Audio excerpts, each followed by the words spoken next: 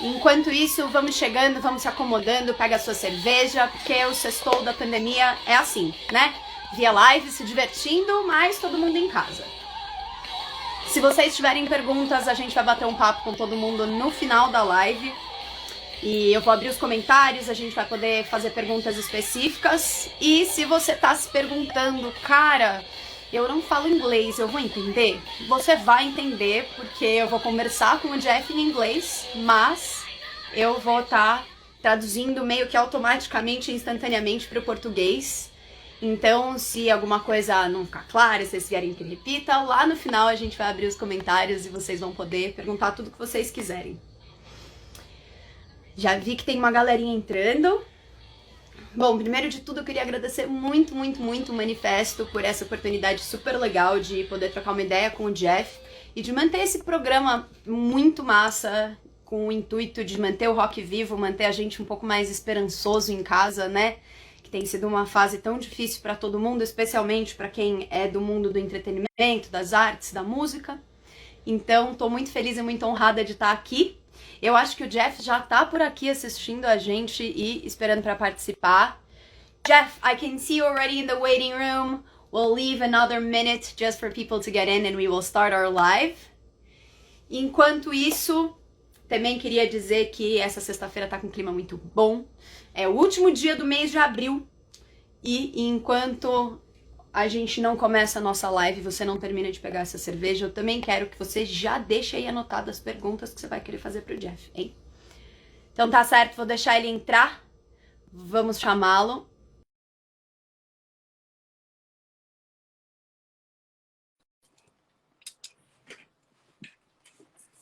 Hello! Let me see, sound, I need sound. I don't hear sound. What's going on here? Why don't I hear you?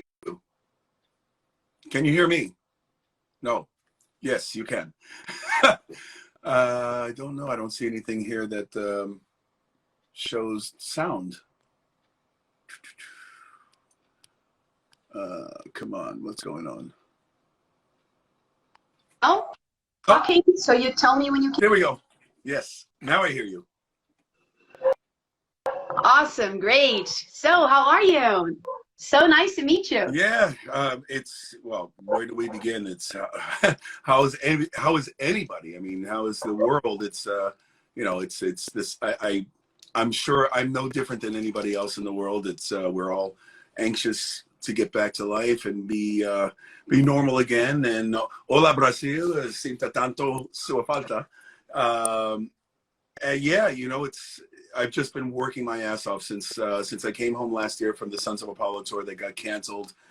I've spent almost every day working in front of this microphone for the past year. I mean, I've done probably about 5 albums worth of material. I can't say some things that I'm working on, but it's literally, no, it's more like 6 because I'm actually, yeah, I'm starting. It's crazy.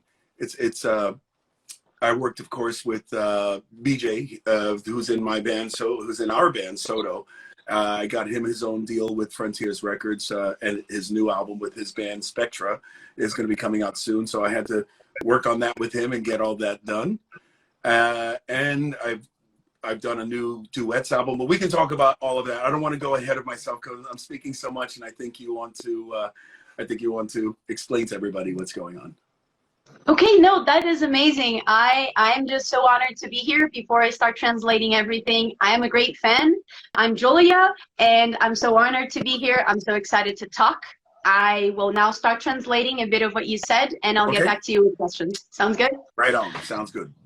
Então, para você, brazuca, que está assistindo, eu perguntei pro Jeff como ele tá, ele falou, bom, como que tá todo mundo nessa pandemia? Tá todo mundo ansioso para voltar à vida normal? Ele disse que desde que a turnê do Sons of Apollo dele foi cancelada ano passado, ele tá há 1 ano sem parar na frente desse microfone dele produzindo música. Ele falou que já tem mais ou menos 6 álbuns em conteúdo prontos para serem lançados.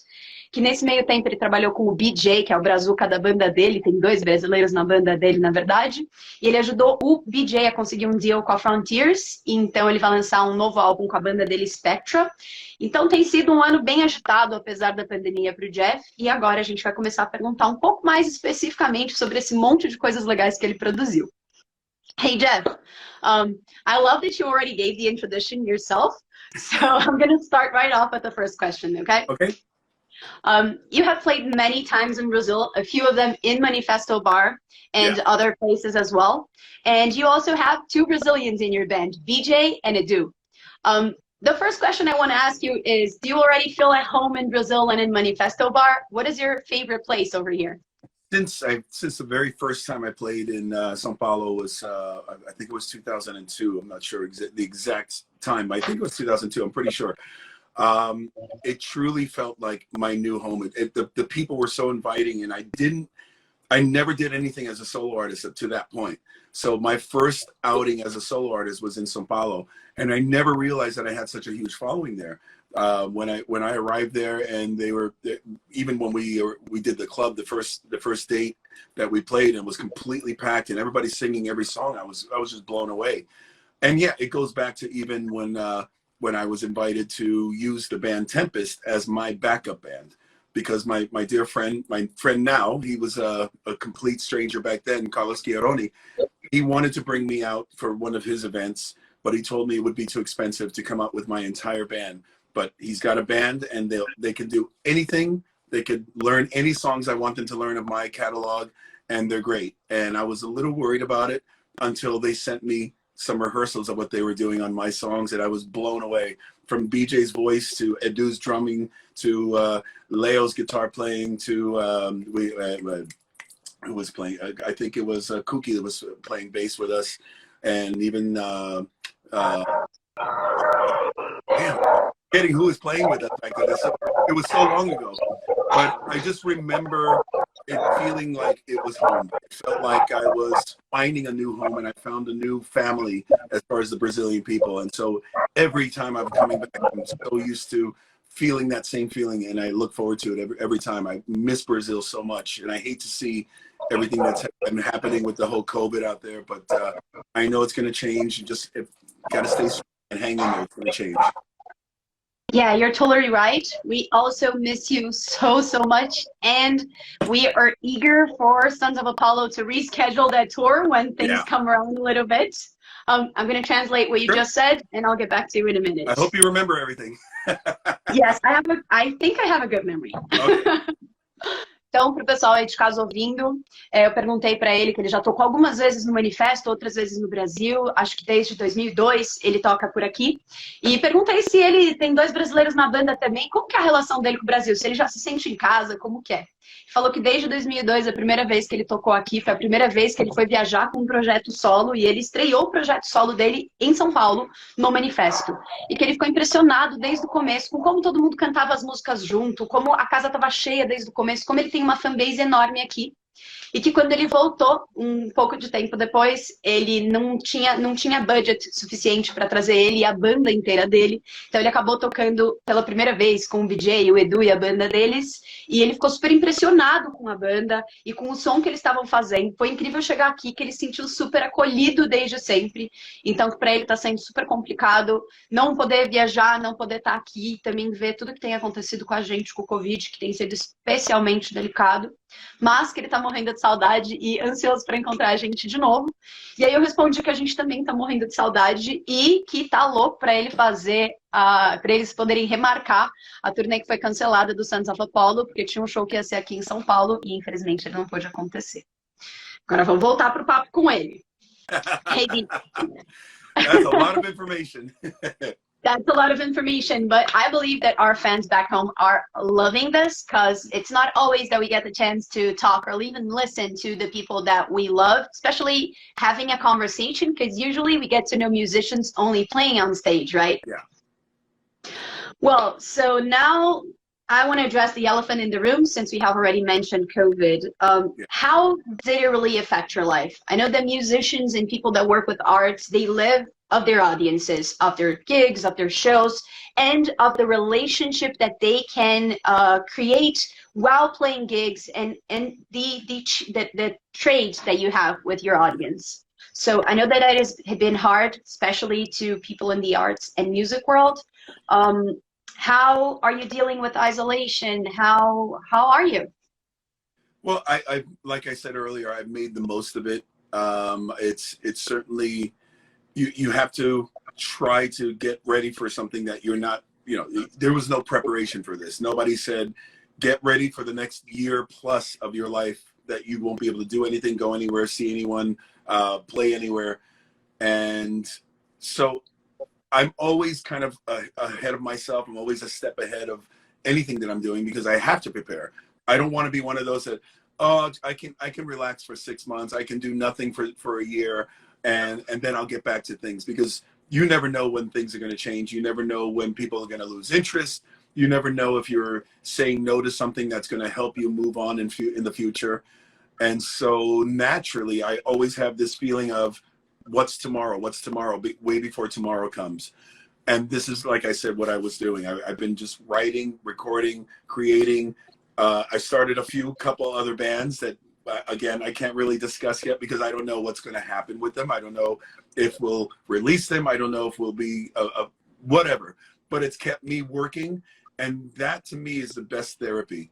And I understand there's a lot of fatigue. There's a lot of mental fatigue that came from this. But the music, for me, has always been my savior. It's the thing that it gives me a way to make a living. It gives me a sensibility of creating and feeling good about myself. But the third most important thing, it was like a therapy for me.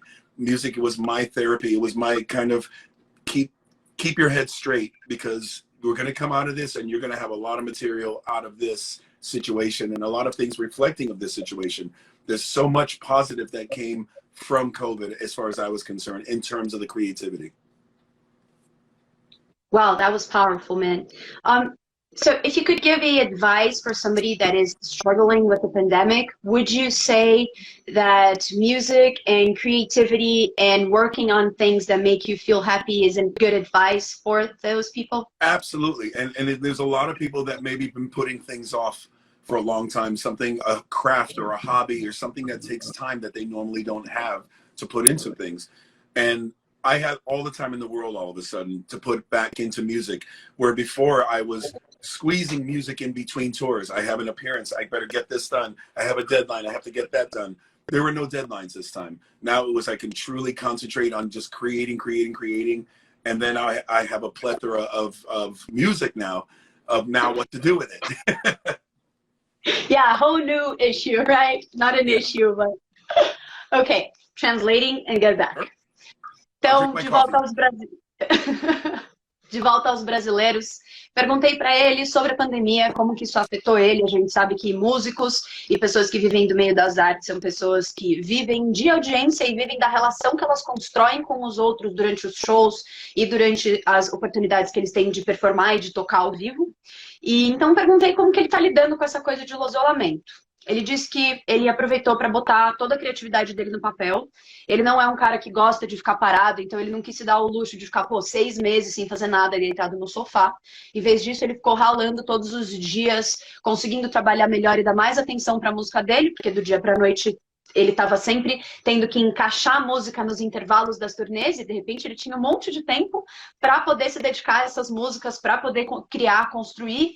E ele disse que também formou umas novas bandas e projetos que ele ainda não pode falar pra gente, porque ele não sabe exatamente no que vai dar, mas que para ele foi importante, de certa forma, essa pandemia, ajudar ele a focar na música dele, em se dedicar à criação musical.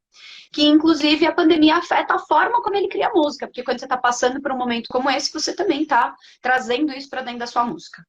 Aí eu fiz uma follow-up question para ele, sobre se ele tinha algum conselho, então, para dar para alguém que está passando por um momento especialmente difícil na pandemia, o que fazer para não se sentir tão sobrecarregado, ou se sentir tão perdido. Ele disse que para ele música é terapia, então que um conselho que ele daria seria, se você tiver um hobby, alguma coisa que você está há muitos anos querendo começar e não começa porque não tem tempo, porque não dá, agora é um momento que você pode botar em prática, e hobbies e coisas como essas podem ser super terapêuticos para ajudar a passar por esse momento que tem sido mega foda. I speak so much. I think I gave a good idea of what you said. I hope so. Now, let's talk a little bit about the projects that you are launching. We know about a few of them. If you can give some spoilers, we'd love to hear them. If not, we understand, but we're always eager. You're launching a Do It project, an album, and there are 3 Brazilians included: BJ, Alírio Neto, and Renan Zonta. You have never done nothing in this format. What inspired you to do a Do It album, and how's the production going on? This was a conversation with Frontiers. We were discussing some extracurricular activity for me to do in between my solo records, in between the wet albums. And originally the idea was they asked me if I was interested in doing a covers album. In the beginning, I mean, there's so many of them going on. There's so many that have already come out. I've done so many covers and appeared on tribute albums through the years. So many things, these things I've already done. I wanted to try to think, if we're going to do this, let's get a little more unique with it. And years ago, I sang lead on, there was a Michael Schenker tribute album that was made. But the difference between this and all the other tribute albums was Michael Schenker was playing guitar in every song. So he was redoing a lot of songs throughout his career and with different singers, different musicians. But he was the only one from his career that was on these songs. So for me, I thought that's actually a better idea. If we do songs from my career, my life, but instead of me singing them all again, because it's kind of pointless. You already have me singing them, the original versions. If we're going to redo them, I want to do them a little differently. And that's when I brought up, why don't we do it as a duets album? In the beginning, it was great, but who would we get on it? And originally it was Frontiers that suggested maybe we should focus on mainly Frontiers artists.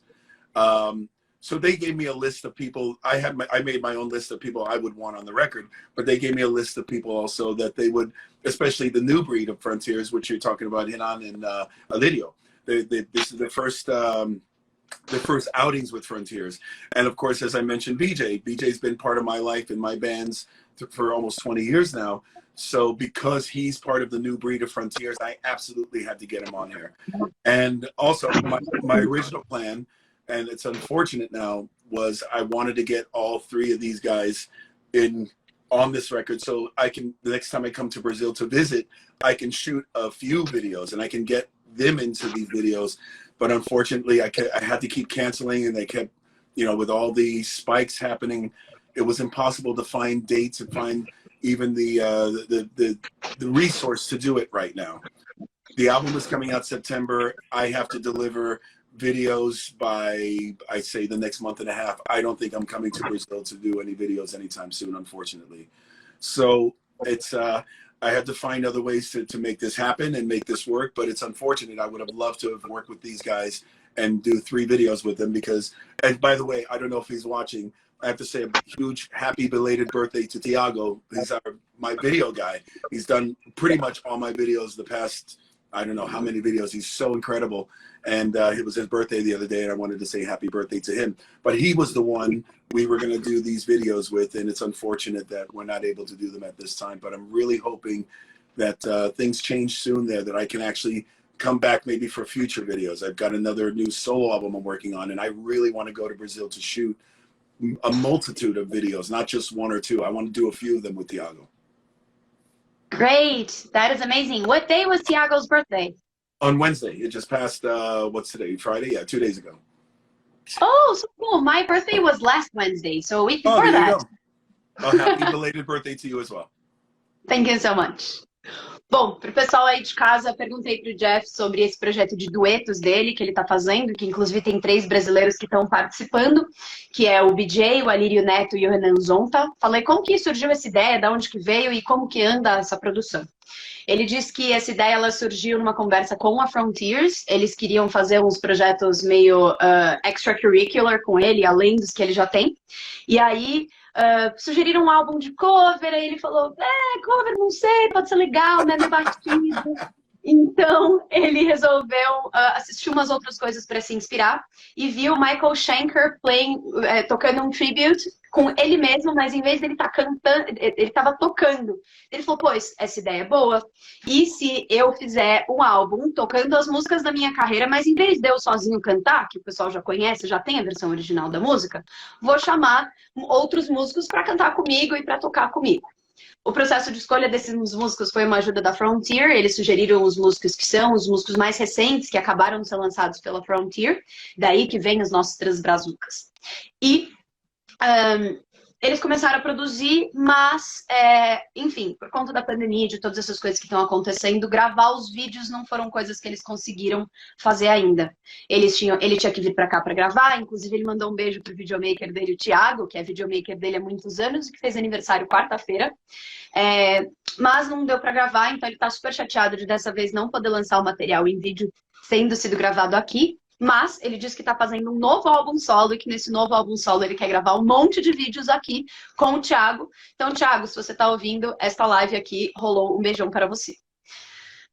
Well, let us go to the next question. But before, I'm going to take a look at the questions we have from folks back home because we don't have much to still to address. If you have time for it, I have of time. course. Okay, great. Good. We have a question from 𝕭𝖊𝖓𝖓𝖔. She's asking if WET has the intention of coming to Brazil anytime soon. Of course, when COVID gives us a rest. It is doubtful at this point in time, especially because of COVID. It put a stop to everything. We were the first ones to have to go home, and we're going to be the last ones to be able to go back on the stage. Because of this, I have a lot of making up to do with Sons of Apollo, with Soto, with other things that I've done. I don't think WET's going to be able to find a place in there, and it's the same with Eclipse. They have a lot to make up on that they missed on last year. They have a new album to follow up.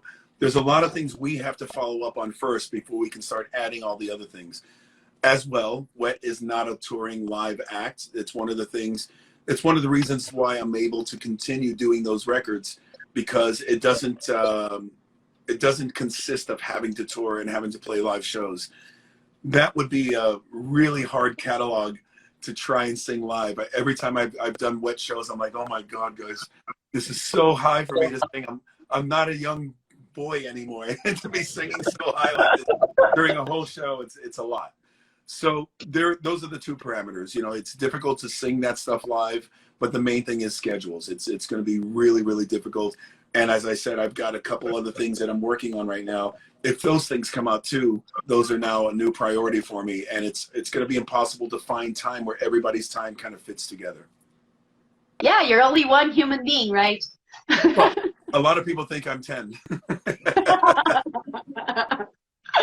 Bom, para a Érica, que mandou uma pergunta sobre o WET e os planos deles de fazerem algum tipo de show no Brasil. Ele disse que vai ser difícil agora acontecer, primeiro porque no momento que a pandemia dá um descanso pra gente, eles têm que voltar a fazer todos os shows que foram cancelados de todas as outras bandas que ele tem antes de começar a planejar novos shows.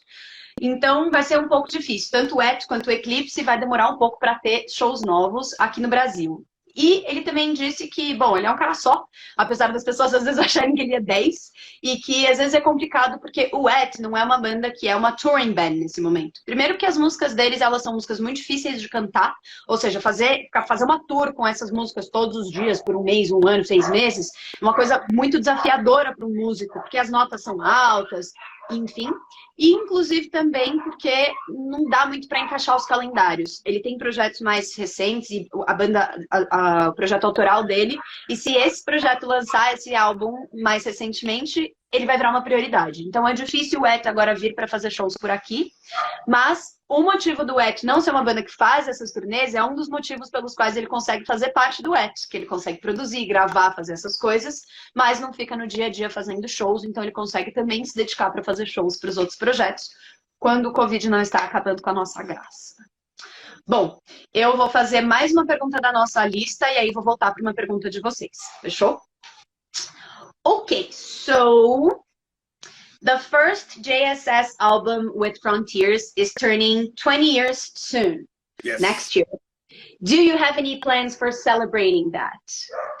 We are discussing a few things. Well, I'm going to start this month. Actually, is it May yet? No, tomorrow. Is it May tomorrow?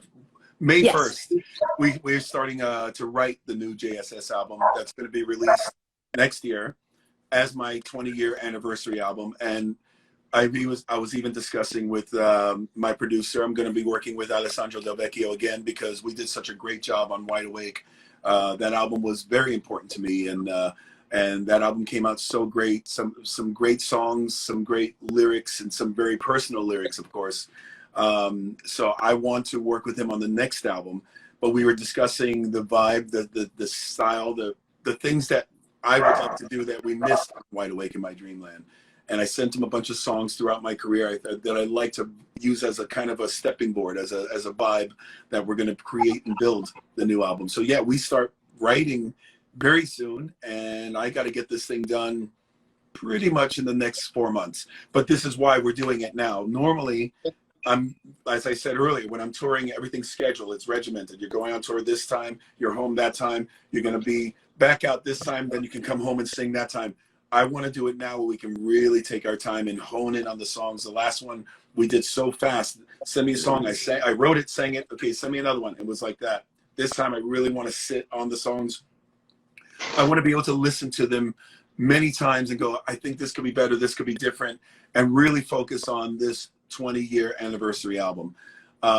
There were discussions with Frontiers as well about possibly doing a box set, because it's 2 decades of music and 2 decades of a relationship with this label. And so we're talking about maybe doing a box set, but it would have to be a crazy box set. I don't want to just release things that everybody already has. I want to add things that you've never heard, demo versions, alternate versions, etc. So if we do that, yes, we better start working on it soon. But the first thing I'm working on is our 20-year anniversary album. Okay, awesome. I am super excited. Really, really. Yeah, me too. Para vocês aí de casa, eu perguntei a respeito do primeiro álbum do JSS dele, que vai fazer 20 anos ano que vem, né? E se eles tinham algum plano para comemorar isso. Ele comentou que sim, que a partir de amanhã, literalmente, olha que sincronia, eles vão começar a trabalhar num álbum de celebração dos 20 anos.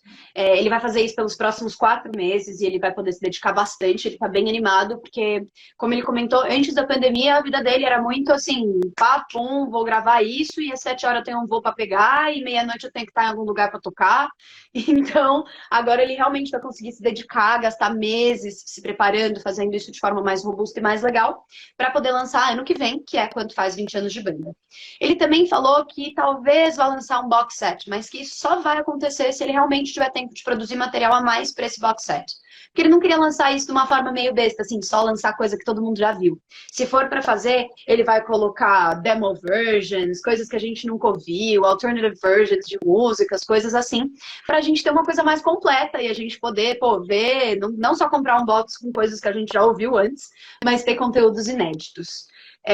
Ele disse que nesse álbum ele vai estar trabalhando com o Alessandro Del Vecchio de novo, o mesmo cara com quem ele trabalhou para o Wide Awake, e que foi um álbum para ele muito especial, que teve letras muito pessoais e muito relativas a ele, e ele quer retomar esse trabalho e fazer uma coisa, e que ele já tem uma vibe, um estilo do que ele vai querer seguir, que tem a ver com o álbum Beautiful. Então eu vi que teve até uma pergunta de alguém sobre esse álbum. Mas ele disse que está super animado e que a primeira coisa que ele vai fazer mesmo é o álbum de comemoração com a Alessandro Del Vecchio, e que vai ser muito bacana, sai ano que vem. E dessa vez ele vai poder se dedicar mais para isso. Bom, eu vi que tem uma pergunta de um amigo nosso que está lá em Japão. Perguntando, okay, we have a question all the way from Nagoya, Japan. This is so fancy. His question is if at any point do you have already planned or you might plan to play again in Japan? I've been praying and wanting to play in Japan for so many years. It was I'm trying to remember the last time. The last time I toured in Japan was with Talisman. I think it was 92. That was a long break until I returned to do one show with my old colleague, guitar player named Kuni. He brought me out to play a festival that was celebrating his 25 years as an artist. And then a real tour I got to do again with Sons of Apollo in 2018. So that's a long time to be away from that area. And I've been waiting and praying and waiting and praying for somebody to bring me out there. And it's just taken so long to finally get there. I think Sons of Apollo opened that market back up. that I think once Sons of Apollo returns, it's gonna springboard into other things and giving me the chance to go back out there. I would love to bring Soto out there. I mean, I'd love to show the Brazilian guys what it's like to tour in Japan as well. So it's such an amazing place, but it truly feels like you're on another planet. When you go to certain parts of the world, it doesn't just seem like culturally it's so different. It seems like you're on another completely different stratosphere. Like, what? Yes, you're totally right. My mom has been to Japan like once or twice, and she ever says like, Juliet, you'll be stepping into an entire different world. Be prepared to not be prepared for anything. And I absolutely love it. I miss it so much. I hope to experience more of that world sometime soon. Para o nosso amigo lá de Nagoya, no Japão, a resposta para a sua pergunta. Ele diz que a primeira vez que ele esteve no Japão para fazer uma tour foi em 92 com o Talisman, depois com o amigo dele, Kuni, para o festival de 25 anos de celebração da carreira do Kuni, e a última vez foi com o Sons of Apollo em 2015. Então já faz quase 6 anos que ele não volta para lá. Lógico que o último 1 ano e pouco não conta, por causa do Covid, mas ele falou que está waiting and praying, que é esperando e rezando para conseguir para lá. Ele acha que o Sons of Apollo em 2015 reabriu um pouco esse mercado, e ele tá morrendo de vontade de poder ir para lá, de levar o Soto, de levar os brazuca da banda dele para conhecerem o Japão, porque na opinião dele o Japão, ele não parece só um outro país e uma outra cultura, parece um outro universo, uma coisa, uma onda muito bacana, e que ele ama muito, tá com muita vontade de voltar, mas que por enquanto, com essa coisa toda do Covid, não dá para saber, mas que ele tem a impressão de que essa turnê do Sons of Apollo deu uma brida nesse mercado, e que quando o Sons of Apollo se reunir de novo e puder voltar a fazer shows, eles devem pensar em alguma coisa, mas que não tem nada certo. Bom, agora eu tenho mais 3 perguntas para fazer. Eu vou emendar essas 3 só para garantir que a gente consegue fazer nossa pauta inteira, senão depois eles vão me matar. E aí a gente volta para as perguntas de vocês, fechou? Well, I want to ask a sort of a delicate question, not delicate, but it's kind of hard for a musician to answer, but I have to ask it, is in my list of questions to ask. Okay. Is Son of Apollo your main project, or you don't have a main project? How do you go about that? And that comes with a small follow-up question. Okay. Regarding your the way you create your songs and the way you produce music. Do you believe that having more time over the pandemic, and not only you, but other musicians also being stuck at home and having to actually, having more time to sit down and create songs, do you think that the quality of the songs that will be produced might be a little bit better in the course of this pandemic that is still in course? I'll answer the second question first. I think better is subject to opinion. It's very subjective when somebody says, this is my best album, or somebody else says, this is my favorite album. Everybody has their own opinion. Everybody has their own nose and their own eyes, the same as they have their own opinion. So it is subjective. It's difficult to say when you release an album and the critics are going crazy, think, oh my God, this is unbelievable. And then the fans go, not so good, or vice versa. It could be a fan favorite and the critics hate it. Opinions are so subjective that it's difficult for me to say that what I'm writing my best stuff. The only thing I can say is that I'm able to put more time behind it. I don't know if time is the reason for something to sound or come out better, because I've written some great things spur of the moment, and we don't think about them. We just put them down and they've come out amazingly because we didn't spend a lot of time, and vice versa. I've done things where I've spent a lot of time on something, and in the end you go, it's just there's too much. It's too thought out. It's too perfect. It's too we didn't leave enough openness behind it. So it truly is subjective. I can't speak for anybody else. I can't even speak for myself in saying what I'm writing is the best of my life in my career, because I'm only concentrating on writing. All I can say is that I'm giving that extra thought, that extra time in that process that I normally don't have. And maybe that's going to come up with better results, but I don't know. Again, that's once the people hear it, they're the ones that decide if it's any good or if it's better or worse than anything I've done. So you can explain that one so I can answer the first one. it's kind of hard for us not to like something that you do, because you're a pretty good musician. You know you are. But okay, I'm gonna translate your answer. Eu perguntei pra ele 2 perguntas, ele respondeu a segunda primeiro. Perguntei pra ele se ele acha que agora que os músicos têm mais tempo, porque tá todo mundo obrigado a ficar em casa, se ele acha que a qualidade das produções musicais, não só dele, como de outros músicos, vai melhorar. Porque as pessoas têm mais tempo para dedicar para música, para rever, para ouvir, para melhorar, para afinar, para essas coisas todas. Ele falou que a opinião é que nem... Não, zoeira.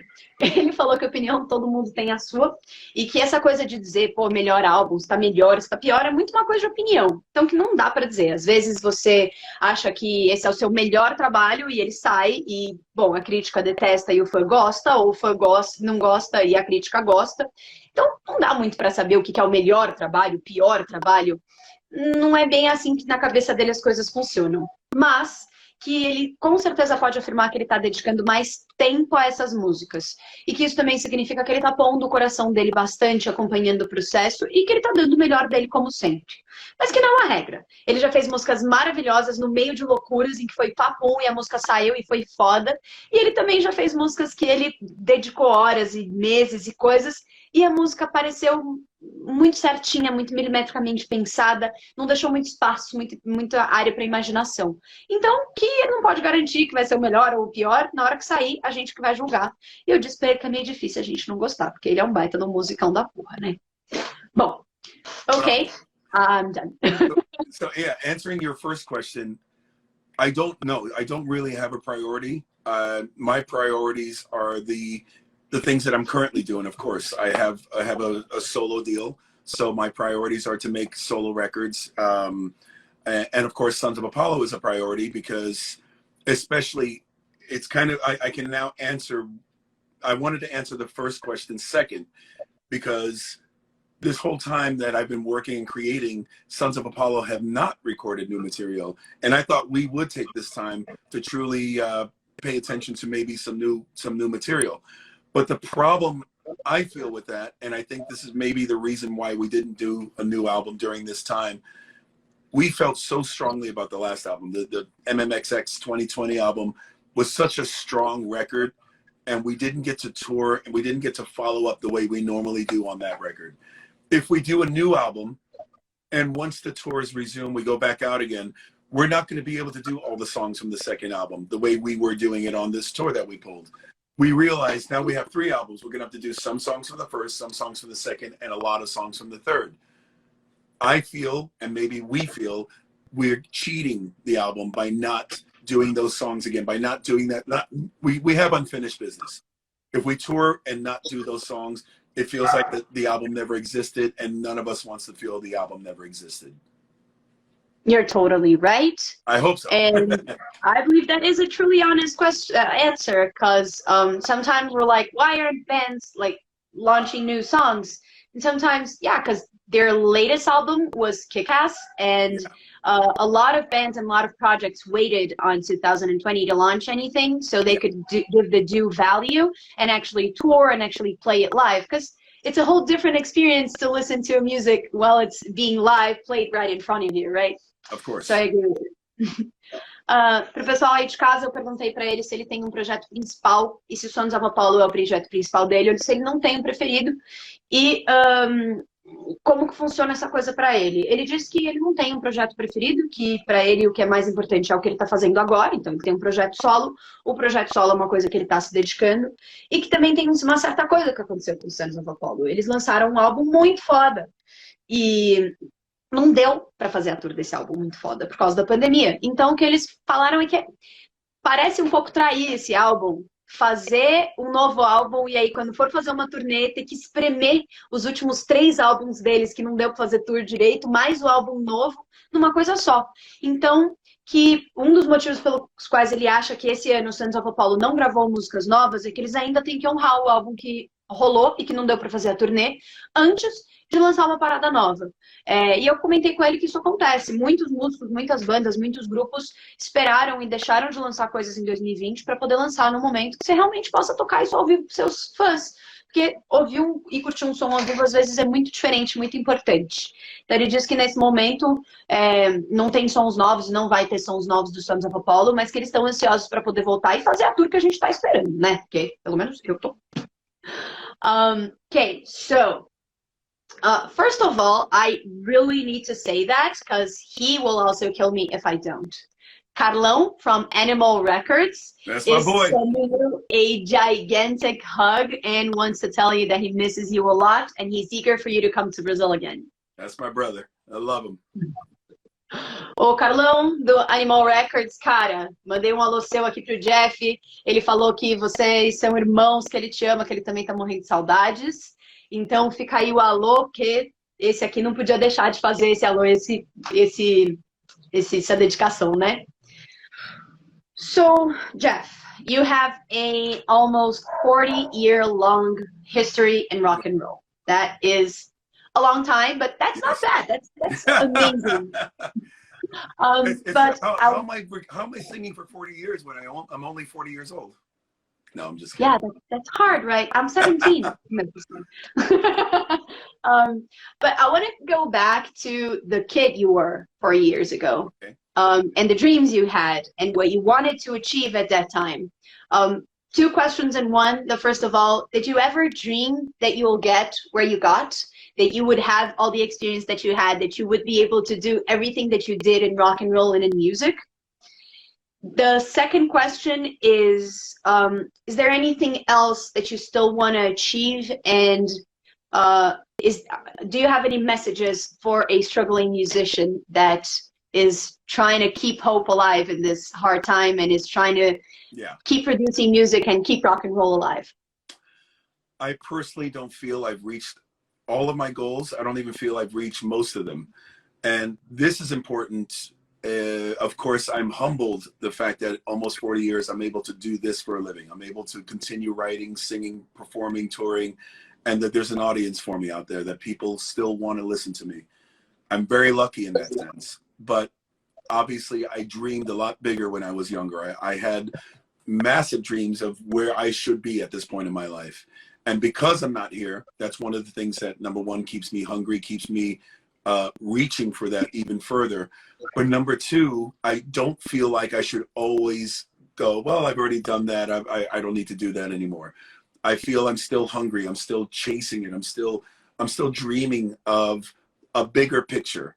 Whatever that big picture is, it doesn't matter, because if you never get to that big picture, you're always, the music always reflects that you haven't just given up, that you're not just saying, I'm just going to keep doing what I've already done. I have nothing to prove anymore. I still feel like I have something to prove. And so that's the one motivation that keeps me going. For any new musicians, for any young startups, especially during this time, there's no such thing as giving up if you really want it. If you truly want this, if you want to have this as your career, as your dream, the only way to get it is to keep going, because you're going to get 1,000 no's for every one yes. It's just the nature of the business. And as you're carving your way, you can even become an overnight sensation, but then it's that much easier to come crashing down just the same. So a lot of it is just hang on to the dream and keep pursuing it, because once you sit back and wait for it to happen, that's where it's all going to go away. That was powerful words, man. Thank you. Obrigado. Eu perguntei pra ele, falei que ele tem uma carreira aí de quase 40 anos no rock and roll e que isso é uma coisa que não é pra todos, né? E perguntei pra ele, assim, pedi pra ele voltar um pouco lá pra quando ele era um menino, 40 anos atrás, que tava começando a tocar, e se ele algum dia imaginou que ele ia chegar onde ele chegou, se ainda tem alguma coisa que ele quer alcançar, e qual seria um conselho que ele teria pra dar pra um músico que tá aí tentando se manter na luta, tentando não perder a esperança e manter o rock and roll vivo. Ele disse que ele nunca podia imaginar que ia fazer tudo isso, mas que ele também não se acomodou ainda, que ainda tem muita coisa que ele quer conquistar, que ainda tem muita coisa que ele quer fazer, e que ele acha que esse é um dos segredos, porque no momento que você acha que você chegou lá em cima, e você fala, agora eu vou continuar fazendo o que eu já estava fazendo mesmo, agora eu vou fazer o mesmo de sempre, arroz com feijão, é nesse momento em que você também para de ser visto como um cara que está lutando para chegar lá, porque o lá não é um lugar. O lá é um estado de espírito, é o seu sonho, e enquanto você estiver sonhando, ainda vai ter algum lugar para ir. Então, que se ele tem um conselho para um músico que está tentando se manter na esperança, é que não existe desistir quando você realmente quer alguma coisa. Você vai receber 1000 nãos para cada sim e vai valer a pena. Então, não tem essa de você ter chegado ao topo, alcançado, não sei o que que tem. Não. Seja para ele ou para uma pessoa que está começando, você tem que sonhar e você tem que trabalhar pelo seu sonho, porque é isso que importa e é isso que vai fazer você botar teu coração na música que você faz. E que vai rolar não mesmo, porque é parte da descrição do trabalho receber um monte de não, mas que na hora que o sim vier, ele vai ser muito bem-vindo e vai ser muito bacana. Now, Jeff, final me question, then we will go to questions from the audience. We have about 15 minutes before I will let you go. You have played with 𝕭𝖆𝖓 Malmsteen for a lot of years, with Talisman, with Axel Rudipel, with Steel Dragon, Journey, Wedge, Trans-Siberian Orchestra. I mean, there are a lot of projects. I would have to have like 5 hours of a live with you to cover them all.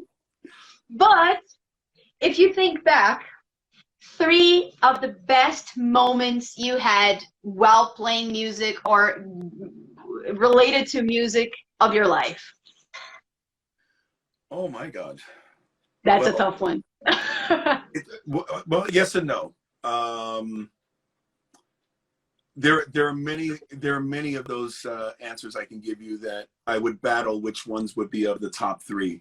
I would need like a top 100, but just because we're discussing that here, 2 of them are undisputed. They're absolutely of the top 2. And the third one, I'll start with the third one. And there was, given the opportunity to start the band Soto was a big one for me. I've been doing so much for so long, and I wanted to do something new, something different. So when we decided to make the sound that we were actually going to present Soto with, it was kind of like a rebirth, kind of like a redefining of myself and my career. And I love these guys to death. As you said, 2 of the guys were from Brazil. My guitar player is from Madrid, Spain, and my bass player, who's my original bass player, was 𝕵𝖚𝖓𝖓, and rest his soul. We lost him a few years ago, but the current bass player, Tony, is in Colorado. So I have, as far as what I'm concerned, what I consider a world band. I have an international band. I've got the European influence, I've got the South American influence, and the US influence. To me, having that unit together is so unique and so special, and that I continue to do this stuff with these guys. I absolutely love them. So Soto is definitely one of my redefining moments, and I'll put that up there on the top 3. You know, where in 2 years, no, sorry, next month it's 2 years since we released the first single from that album, or the first video from that album. Is called Hypermania. Again, Thiago did it, and very beautiful girl was in the video as well, 𝕭𝖓𝖓𝖓𝖓. And we made such a great new stamp for my career, for what I wanted to do at that time, that I would put that on the top 3. The other 2 are really easy for me. When I was on tour with Journey, we got to play at the Hollywood Bowl, which was, you know, living and growing up in Los Angeles all my life. The Hollywood Bowl is something that was a dream. You'll just be in the audience watching shows there. You'll never be on that stage. So for me to be on that stage in front of my family, in front of my high school friends, in front of my colleagues, you know, LA is such a musical town, and there were so many stars and so many people there. I'm getting goosebumps right now thinking about it. It was one of the defining moments of my life and career when we played at the Hollywood Bowl in 2006 with Def Leppard. And the third one, again, this is in no order, is when we played the Wacken Festival with Trans-Siberian Orchestra. Anybody who's played Wacken, who's headlined the main stage, realizes there's 2 main stages. There's 2 big stages side by side to one another. When one band is playing, everybody can kind of move over to watch that show while they're setting up the next one. And then when that show starts, everybody moves up to that one, and they can move around to different parts of the festival grounds. TSO is the first and only one that's ever been able to play on both stages at the same time. We made history. I remember Paul O'Neill, the founder of TSO, telling me, remember when the Beatles were on the roof playing their mini concert on the roof just before they split up, and then maybe 2 decades later, U2 did the same kind of thing. Always remember the Beatles did it first. So if anybody ever does the double stage thing at Wacken or any big metal festival like that, TSO did it first. Awesome. Awesome. Those are great moments.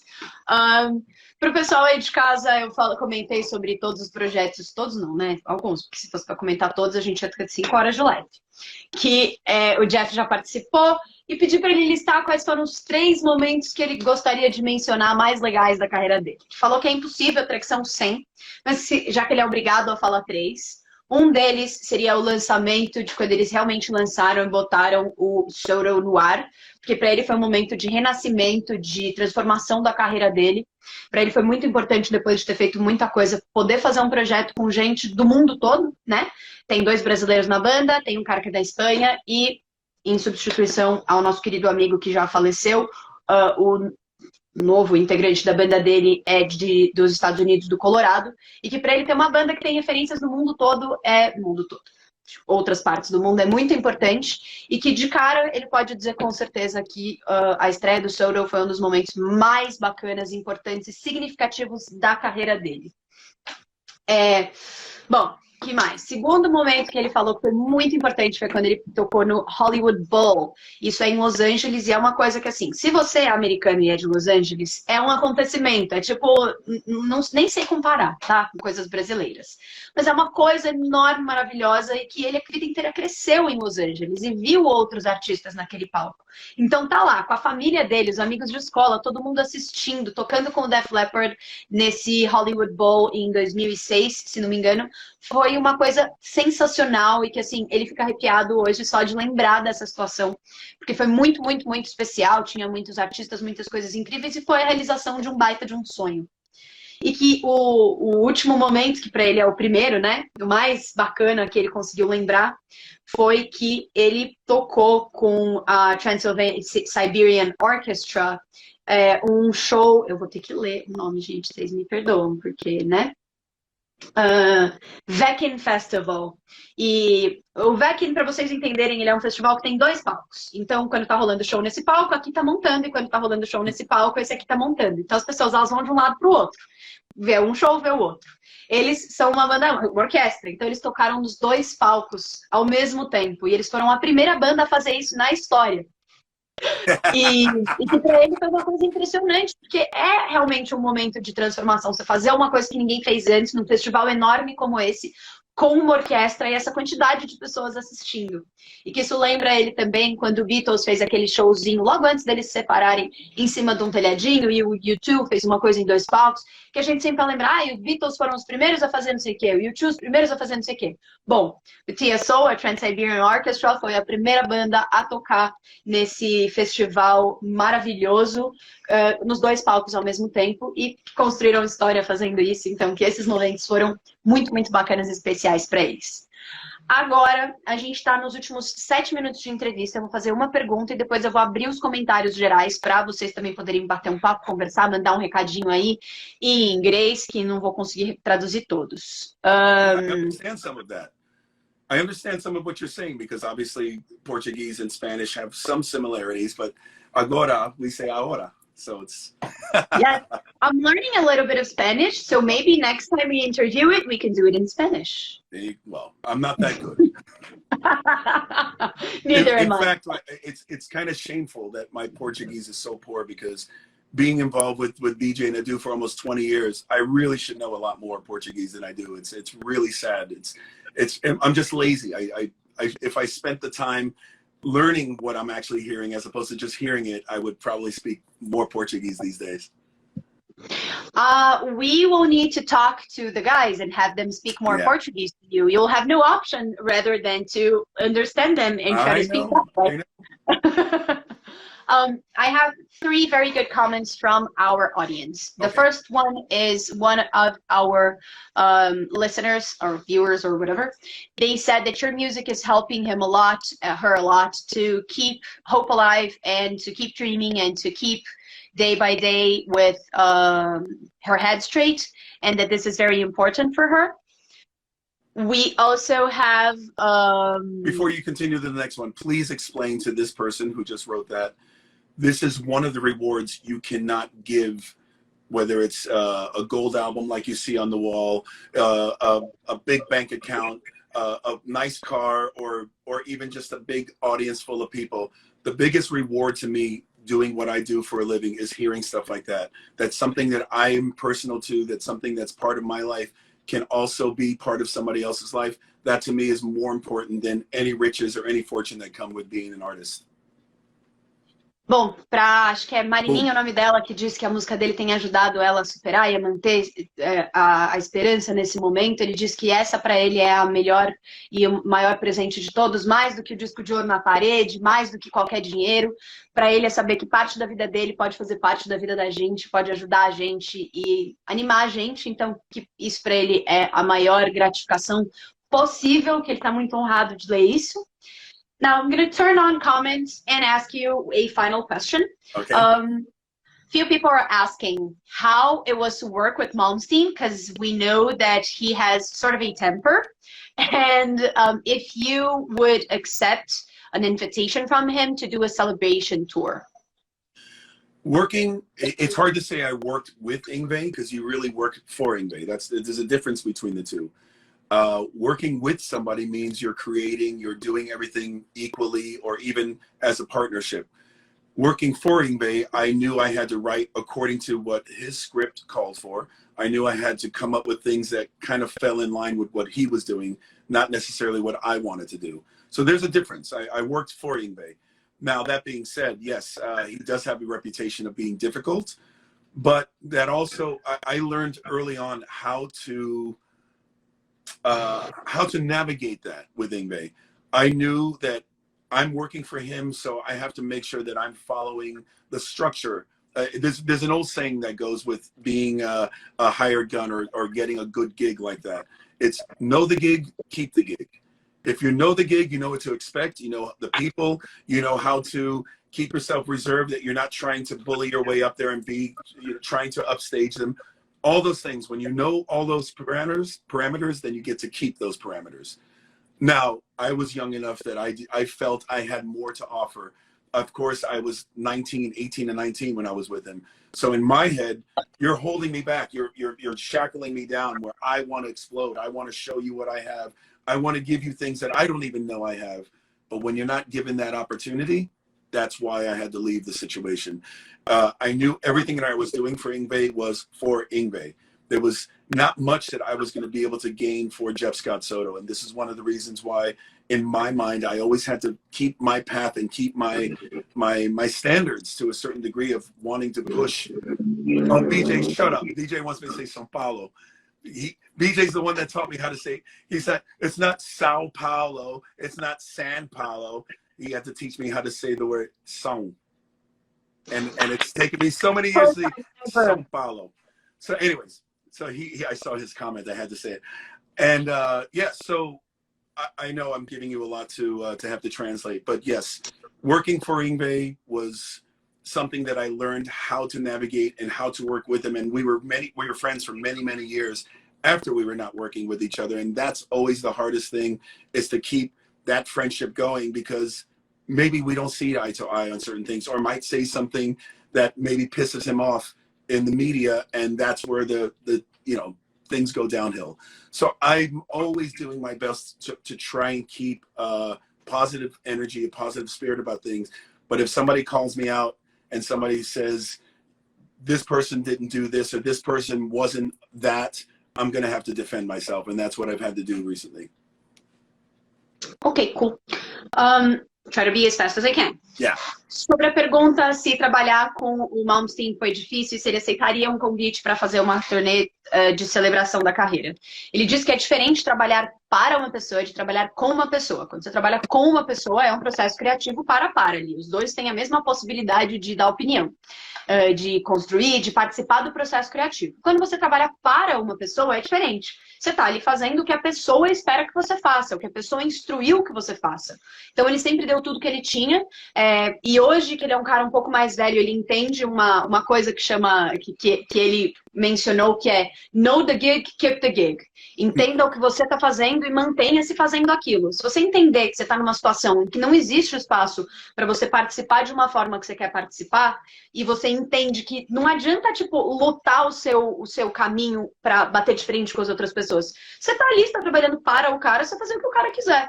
Então, que ele fez isso, que ele entendeu isso por algum tempo, mas que ele era um cara novo, sentia que ele tinha muito mais coisa para oferecer e para desenvolver, que trabalhando com o Malmsteen ele não ia realmente conseguir, porque lá não tinha tanta abertura para o processo criativo dele. Então, que lá era uma coisa mais para o Malmsteen e que em um dado momento ele sentiu que era o momento dele de fazer as coisas dele, de focar nele mesmo.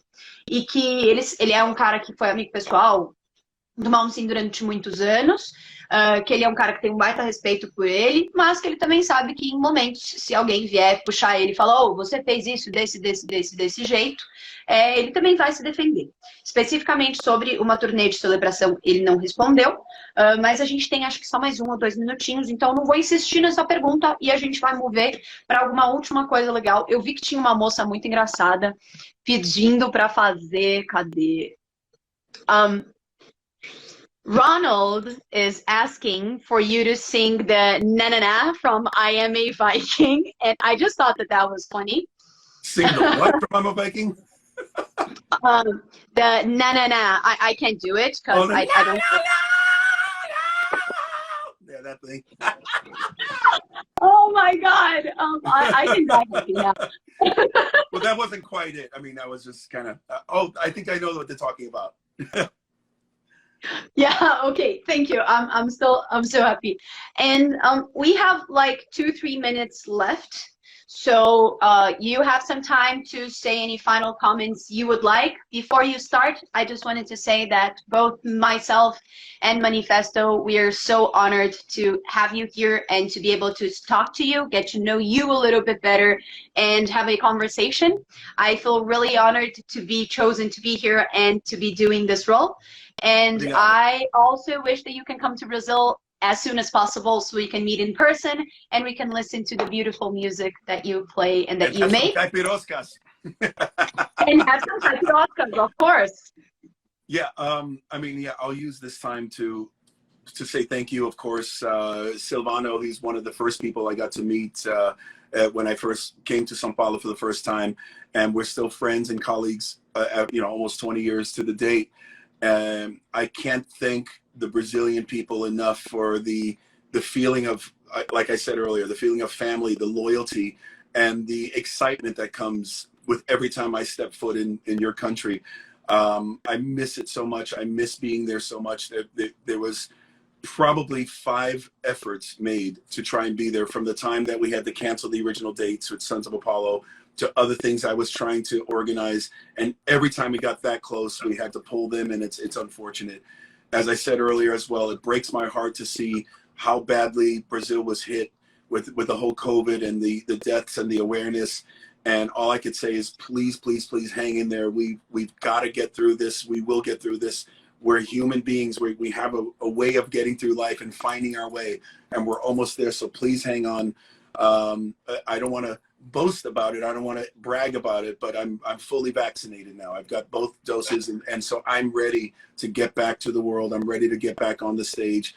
And as soon as Brazil is ready for me, I cannot wait to come back. I want to spend a month there if I can, because I don't want to just play the shows. I want to be with the people. I want to visit so many beautiful places I love about being there, and just spend some time truly soaking in something that was taken away from me for the past 14 months.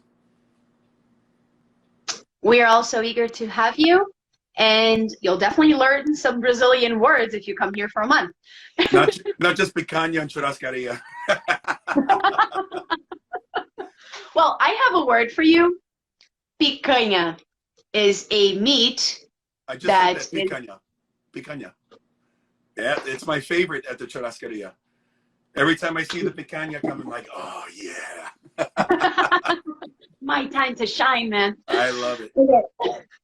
Pro pessoal aí de casa, falei que a gente já está quase acabando nossa entrevista. Perguntei se ele tem algum recado final para dar para vocês.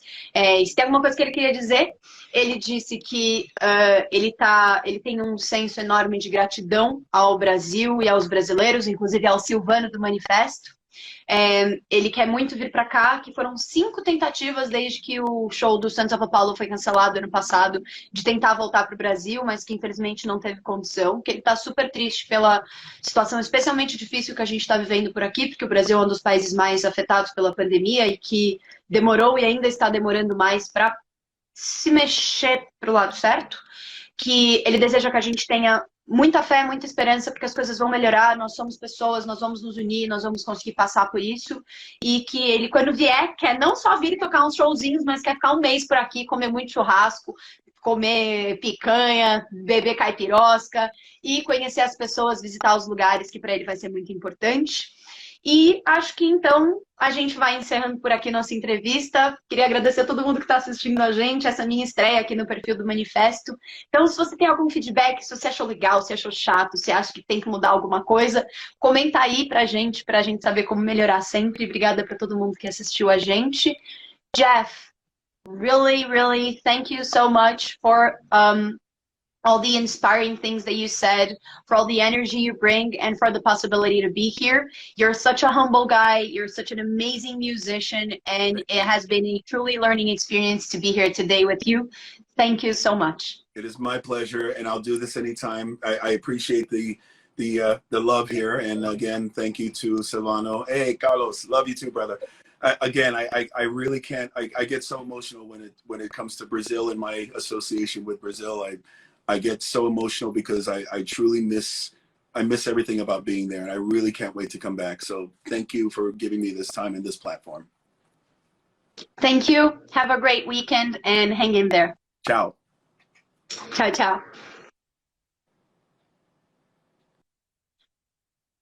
Pessoal, muito obrigada a todo mundo que assistiu a gente. Esqueci de comentar uma coisa maravilhosa que o Jeff falou para todos os nossos coraçõezinhos ficarem quentinhos. Ele já recebeu as 2 doses da vacina, então ele está pronto para voltar ao mundo quando o mundo estiver pronto para que ele volte também, ou seja, daqui a pouco, quando o Brasil estiver um pouco mais pronto para abrir de novo as coisas, a gente vai abrir. E vou dar um recado pessoal meu aí, tá? A gente tá vivendo um momento foda e dá vontade de sair, dá vontade de ver os amigos, dá vontade, precisa trabalhar e muitas vezes a gente tá sofrendo pra burro com tudo que tem rolado, mas, ao mesmo tempo, é importante a gente ficar em casa e proteger o outro, porque no processo de proteger o outro, você protege você mesmo. Então, apesar de todas as coisas, digamos, mais políticas que acontecem e toda essa discussão sobre fica em casa, sai de casa, fica em casa, sai de casa, a gente, no fundo, sabe o que a gente tem que fazer. E esse é um movimento pela vida. Esse é um movimento que a gente tem que fazer para que todo mundo possa continuar vivo e continuar curtindo e continuar construindo histórias. Então, vamos aguentar só mais um pouquinho, que as coisas vão de mudar. E vamos sempre olhar para o outro. E sempre lembrar que tem outras pessoas e que tem pessoas que, inclusive, estão em situações piores que a gente e que estão precisando de ajuda. Então, vamos fazer uma coisa de inspirar um ao outro e de todo mundo se juntar nessa campanha pela vida, para ver se o quanto antes a gente consegue ver ótimos shows e tá sarrando e agarrando um ao outro de novo num show babado. Muito obrigada a todo mundo. Foi maravilhoso estar com vocês nessa sexta-feira e eu espero ver vocês em breve. Tchau, tchau.